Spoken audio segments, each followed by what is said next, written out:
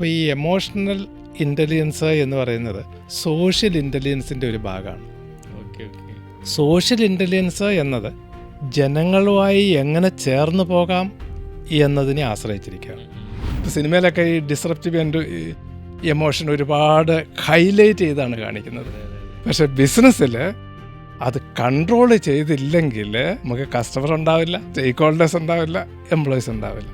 അപ്പോൾ അത് ഞാൻ പറഞ്ഞത് പരമാവധി ഈ ഡിസ്റപ്റ്റീവ് എമോഷൻ നമ്മൾ കൺട്രോൾ ചെയ്യാനായിട്ട് നമ്മൾ സ്ഥിരം പരിശ്രമിക്കുക. അപ്പോൾ സെൽഫ് കൺട്രോളാണ് അവിടെ അതിനുള്ള ഒരു പ്രതിവിധിയായിട്ട് വരുന്നത്. ഒരു ഓർഗനൈസേഷനിൽ ആ ട്രാൻസ്പെറൻസിയുള്ള ഒരുപാട് ആളുകൾ വർക്ക് ചെയ്യുന്നുണ്ട്, അല്ലെങ്കിൽ അതിൻ്റെ ടോപ്പിലിരിക്കുന്നയാൾ ട്രാൻസ്പെറൻ്റ് ആണ് എങ്കിൽ ഒരു സംശയവും വേണ്ട, ആ ഓർഗനൈസേഷൻ ട്രാൻസ്പെറൻ്റ് ആയിരിക്കും. അതുപോലെ തന്നെ ഇങ്ങനെയുള്ള എപ്പോഴെങ്കിലും കിട്ടുന്ന ഒരു അവസരം മുതലാക്കാൻ നിൽക്കുകയുമില്ല.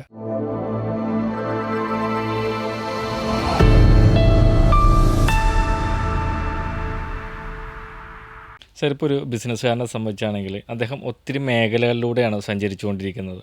അപ്പോൾ അദ്ദേഹത്തിൻ്റെ ഡെയിലി റുട്ടീൻ എടുക്കുകയാണെങ്കിൽ ഓഫീസ് സ്റ്റാഫിനെ മാനേജ് ചെയ്യുക, അതുപോലെ തന്നെ അവരുടെ സാലറി കാര്യങ്ങൾ, അതുപോലെ തന്നെ പ്രോഡക്റ്റിൻ്റെ HRD, അങ്ങനെ ഒത്തിരി കാര്യങ്ങളിലൂടെ അദ്ദേഹം സഞ്ചരിക്കേണ്ടതായിട്ടുണ്ട്.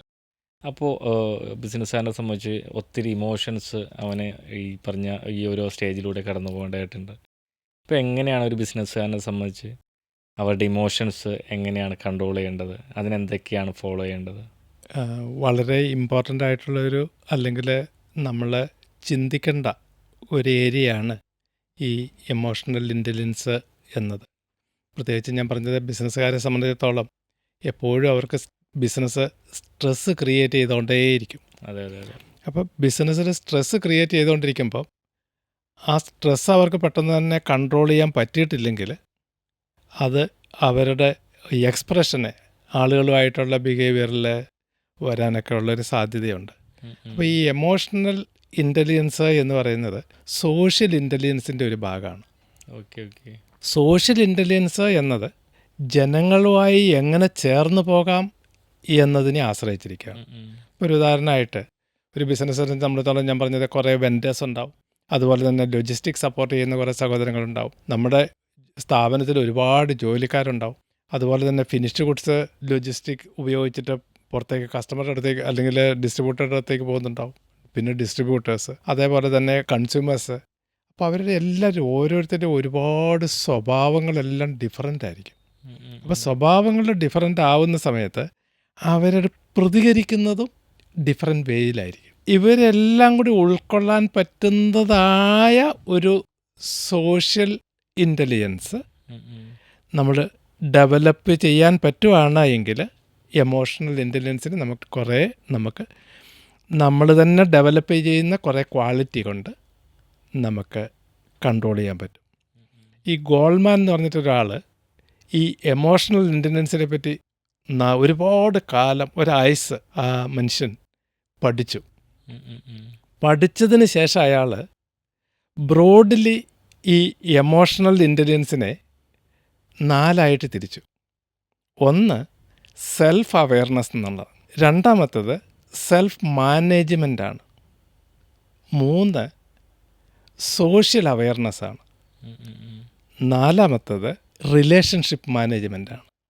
അങ്ങനെ 4 ഭാഗങ്ങളായിട്ട് കൊണ്ടുവന്ന് അവർ അനലൈസ് ചെയ്തു. അപ്പോൾ സെൽഫ് അവെയർനെസ് എന്ന ഭാഗത്തേക്ക് നമ്മൾ വരുവാണെങ്കിൽ നമ്മുടെ അനുഭവങ്ങൾ നമ്മളതൊന്ന്, അതായത് ഓരോ ചെറിയ ചെറിയ ഇവൻറ്റുകൾ വന്നു, നമ്മളെങ്ങനെ പ്രതികരിച്ചു, ആ ഒരു രീതിയിൽ നമുക്കൊന്ന് അനലൈസ് ചെയ്യാൻ പറ്റുവാണ് എങ്കിൽ ഒരു സെൽഫ് അവെയർനെസ്സാണ്.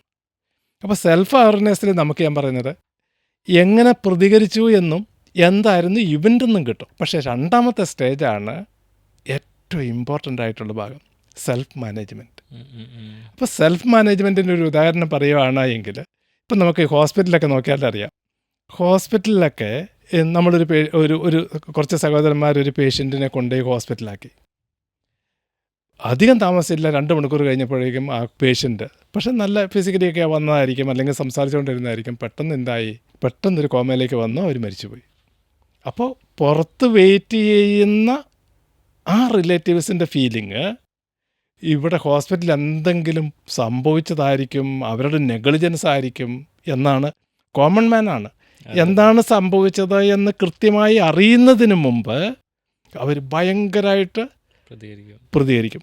ചിലപ്പം അവിടെ അടിക്കുകയും അല്ലേ, കസേര എടുത്തെറിയുകയോ അങ്ങനെയൊക്കെയുള്ള ആ ഒരു പ്രതികരണം ഉണ്ടാവാനുള്ള സാധ്യത. അതൊരു ഡിസ്റപ്റ്റീവ് എമോഷനാണ്. ആ ഡിസ്റപ്റ്റീവ് എമോഷനെ ഞാൻ പറഞ്ഞത് ഡെലിബറേറ്റായിട്ട് സെൽഫ് കൺട്രോളിലൂടെ അല്ലാതെ മാറ്റാൻ കഴിയില്ല. ഇപ്പോൾ സിനിമയിലൊക്കെ ഈ ഡിസ്റപ്റ്റീവ് എമോഷൻ ഒരുപാട് ഹൈലൈറ്റ് ചെയ്താണ് കാണിക്കുന്നത്. പക്ഷെ ബിസിനസ്സിൽ അത് കൺട്രോൾ ചെയ്തില്ലെങ്കിൽ നമുക്ക് കസ്റ്റമർ ഉണ്ടാവില്ല, സ്റ്റേക്ക് ഹോൾഡേഴ്സ് ഉണ്ടാവില്ല, എംപ്ലോയീസ് ഉണ്ടാവില്ല. അപ്പോൾ അത് ഞാൻ പറഞ്ഞത് പരമാവധി ഈ ഡിസ്റപ്റ്റീവ് എമോഷൻ നമ്മൾ കൺട്രോൾ ചെയ്യുക. കൺട്രോൾ ചെയ്യാനായിട്ട് നമ്മൾ സ്ഥിരം പരിശ്രമിക്കുക. അപ്പോൾ സെൽഫ് കൺട്രോളാണ് അവിടെ അതിനുള്ള ഒരു പ്രതിവിധിയായിട്ട് വരുന്നത്. രണ്ടാമത്തേത്, ഇപ്പോൾ ചില സമയത്തൊക്കെ നമ്മളിങ്ങനെ ന്യൂസ് പേപ്പറൊക്കെ നോക്കുന്ന സമയത്ത് നമുക്ക് ന്യൂസ് പേപ്പറിൽ കാണാം, ഒരു യാത്രക്കാരൻ ഓട്ടോറിക്ഷയിൽ വെച്ചിട്ട് അയാളുടെ ആഭരണത്തിൻ്റെ പൊതി മറന്നു വെച്ച് പോയി, അല്ലെങ്കിൽ അയാളുടെ പേഴ്സ് ഇൻക്ലൂഡിങ് എല്ലാ ലൈസൻസും കാര്യങ്ങളുള്ള പേഴ്സ് മറന്നു വെച്ചിട്ട് പോയി. അത് കഴിഞ്ഞിട്ട് ഇറങ്ങിപ്പോയി, അയാൾ പോയി, ഈ ഓട്ടോറിക്ഷക്കാരൻ പോയി, ഓട്ടോറിക്ഷ വേറെ സ്ഥലത്തേക്ക് പോയി. പക്ഷേ എങ്ങനെയോ ഈ ഓട്ടോറിക്ഷക്കാരൻ്റെ ശ്രദ്ധയിൽ അത് വന്നു, ഒരു പാക്കറ്റ് കാണുന്നുണ്ടല്ലോ, അത് ചിലപ്പോൾ ആഭരണങ്ങളായിരിക്കും, അല്ലെങ്കിൽ ഞാൻ പറഞ്ഞ കാശുള്ള ഹാൻഡ് ബാഗായിരിക്കും. ഇങ്ങനെയൊരു സിറ്റുവേഷൻ വരും. അപ്പോൾ ഇങ്ങനെയൊരു സിറ്റുവേഷൻ വരുമ്പോൾ ആ ഓട്ടോറിക്ഷക്കാരനെ എങ്ങനെയാണ് പ്രതികരിക്കേണ്ടത്? ചില ആളുകൾ അത് നെഗറ്റീവായിട്ട് പ്രതികരിക്കും, ചില ആളുകൾ അത് പോസിറ്റീവായിട്ട് പ്രതികരിക്കും. ആ പോസിറ്റീവായി എന്ന് പറഞ്ഞു കഴിഞ്ഞാൽ അയാൾക്ക് അവിടെ ഒരു ഇൻറ്റഗ്രിറ്റി വരും. ആ ഇൻറ്റഗ്രിറ്റി വന്നാൽ അയാൾ ഏതെങ്കിലും രീതിയിൽ ഇയാളെ കണ്ടുപിടിക്കാൻ വേണ്ടിയിട്ടുള്ള ഒരു ശ്രമം നടത്തും. ആ ശ്രമം നടത്തുകയാണ് എങ്കിൽ എന്നിട്ട് അയാൾ തിരിച്ചേൽപ്പിക്കുമ്പോൾ നെഗറ്റീവായിരുന്നുവെങ്കിൽ അത് മുഴുവൻ അയാൾക്ക് എടുക്കാമായിരുന്നു. പോസിറ്റീവായപ്പോൾ അയാൾക്ക് അവിടെ ഒരു സാറ്റിസ്ഫാക്ഷൻ വരും. ആ സാറ്റിസ്ഫാക്ഷനാണ് ട്രാൻസ്പെറൻസി. ഒരു ഓർഗനൈസേഷനിൽ ആ ട്രാൻസ്പെറൻസിയുള്ള ഒരുപാട് ആളുകൾ വർക്ക് ചെയ്യുന്നുണ്ട്, അല്ലെങ്കിൽ അതിൻ്റെ ടോപ്പിലിരിക്കുന്നയാൾ ട്രാൻസ്പെറൻ്റ് ആണ് എങ്കിൽ ഒരു സംശയവും വേണ്ട, ആ ഓർഗനൈസേഷൻ ട്രാൻസ്പെറൻ്റ് ആയിരിക്കും. അതുപോലെ തന്നെ ഇങ്ങനെയുള്ള എപ്പോഴെങ്കിലും കിട്ടുന്ന ഒരു അവസരം മുതലാക്കാൻ നിൽക്കുകയുമില്ല. മൂന്നാമത്തെ ഒരു സർക്കംസ്റ്റൻസസ് എന്ന് പറയുന്നത്, പെട്ടെന്ന് ഒരു സ്ഥലത്തേക്ക് എത്താൻ വേണ്ടിയിട്ട് നമ്മൾ കാറിൽ അത്യാവശ്യം സ്പീഡിൽ പോവുകയാണ്. അങ്ങനെ പോകുന്ന സമയത്ത് ഒരു ടാങ്കർ ലോറി വന്നിട്ട് റോഡിൽ മറിഞ്ഞ് കിടക്കുകയാണ്. അപ്പോൾ ടാങ്കർ ലോറി വന്ന് റോഡിൽ മറിഞ്ഞ് കിടക്കുമ്പോൾ ഫയർഫോഴ്സുകാർ വന്നിട്ട് ഇതിൻ്റെ മുകളിൽ ഇങ്ങനെ വെള്ളം പമ്പ് ചെയ്തുകൊണ്ടിരിക്കുക. കാരണം ഇത് എക്സ്പ്ലോസീവ്സ് എന്തെങ്കിലും ആണെങ്കിൽ പൊട്ടിത്തെറിക്കാനുള്ള സാധ്യതയുണ്ട്. ആ റോഡിൽ നേരെ മുന്നോട്ട് പോകാൻ പറ്റാത്ത ഒരവസ്ഥ വരികയാണ്. നമ്മൾ ഭയങ്കരമായിട്ട് സങ്കടപ്പെടുന്നതോടൊപ്പം നമ്മൾ വേറെ എന്തെങ്കിലും വഴിയുണ്ടോ എന്ന് ആലോചിക്കും. അങ്ങനെ വേറെ ഒരു വഴി നമ്മൾ കണ്ടുപിടിച്ച് ആ വഴിയിലൂടെ മൂവ് ചെയ്യുകയാണ് എങ്കിൽ അതൊരു അഡോപ്റ്റബിലിറ്റിയാണ്. ആ അഡോപ്റ്റബിലിറ്റി നമ്മൾ ആദ്യമൊക്കെ നമുക്ക് വിഷമം ഉണ്ടാവും, പക്ഷേ ഞാൻ പറഞ്ഞത് അത് ഗ്രാജുവലി നമുക്ക് ആഡ് ചെയ്ത് കൊണ്ടുവരാവുന്നതാണ്. വേറൊരു സർക്കംസ്റ്റൻസസ് ഈ ദിവസങ്ങളിലൊക്കെ ഒരു സ്കൂളിൽ ആയിരുന്നു. പരിശ്രമം കൊണ്ട് അവർ ആ സ്കൂളിൽ തന്നെ ഒരു ടീച്ചറായി. അത് വലിയൊരു അക്കംപ്ലിഷ്മെൻ്റാണ്. ആ അക്കംപ്ലിഷ്മെൻറ്റിലേക്ക് എത്തിച്ചേരുക എന്നുള്ളതും അതിൽ കമ്മിറ്റഡ് ആവുക എന്നുള്ളതും ഒരു എമോഷൻ്റെ ഭാഗമാണ്. ഇതെല്ലാം ഒരു എമോഷനാണ്.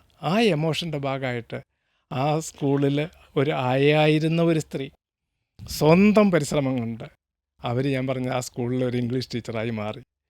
അപ്പോൾ ആ അക്കംപ്ലിഷ്മെൻറ്റ് വളരെ ഇമ്പോർട്ടൻ്റ് ആയിട്ടുള്ള ഒരു നല്ല എമോഷണൽ ക്വാളിറ്റിയാണ്.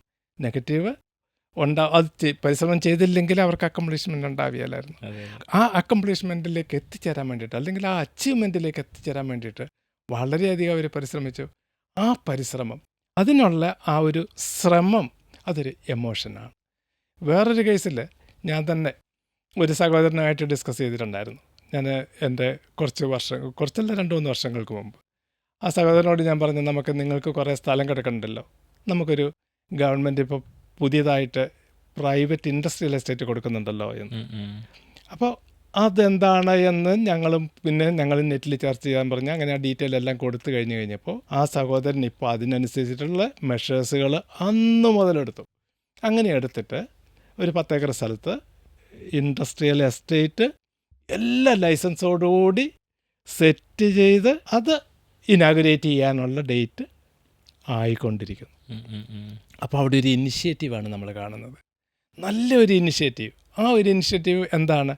ആ വെറുതെ കിടന്ന സ്ഥലം അല്ലെങ്കിൽ ചെറിയൊരു ഇൻകം കിട്ടുന്ന സ്ഥലം എല്ലാവർക്കും കൂടി ഉപകാരപ്പെടുന്ന രീതിയിൽ, കുറേ ആളുകൾക്ക് ജോലി കിട്ടുന്ന ഒരു രീതിയിൽ അത് കൺവെർട്ട് ചെയ്ത് നല്ലൊരു പർപ്പസ്ഫുള്ളാക്കി കൊണ്ടുവരിക എന്നുള്ളത് ഒരു ഇനിഷ്യേറ്റീവാണ്.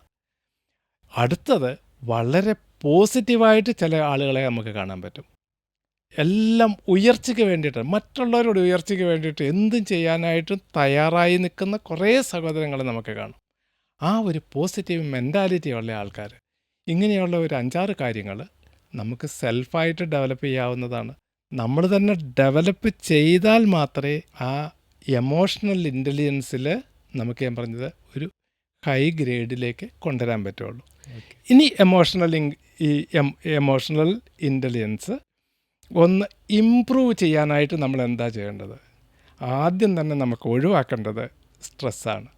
2 റിലേഷൻ സ്ട്രെസ്സാണ്.